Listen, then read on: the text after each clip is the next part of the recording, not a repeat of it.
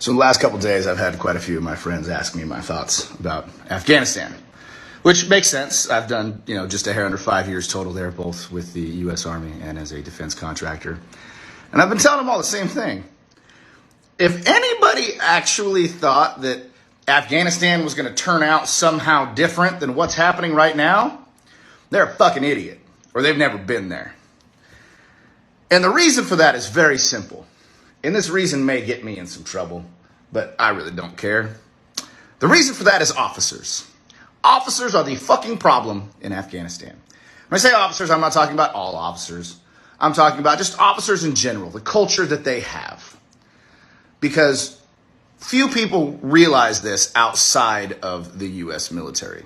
But the idea that the U.S. military produces some of the best leaders is an antiquated, incorrect belief.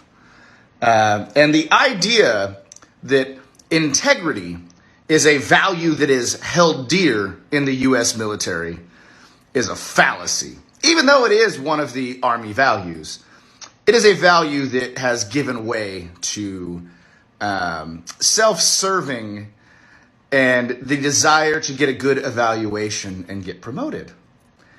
And so what has happened is within officers as a whole in the U.S. military, you now have a culture where you have to lie to be successful, right? Because if you get asked about the status of your soldiers and there's a handful of them that are dealing with mental health issues and you report that, what does that say about you? That's the mindset. Well, why do your soldiers have that problem? Are you not a good leader, right?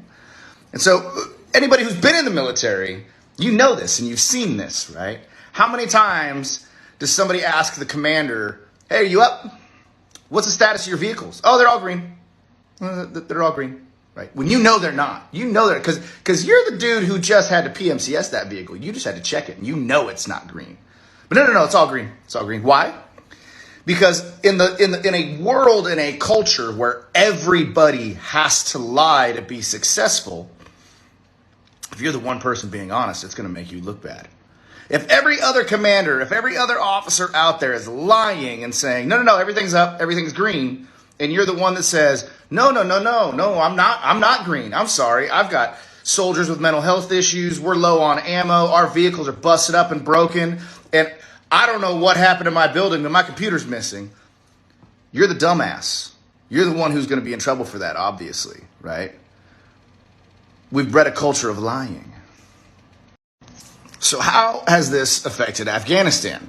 Well, I can tell you, anybody who's been there can tell you, the security forces of Afghanistan have never been up to the level that military leadership has been claiming. Not once. Never, right?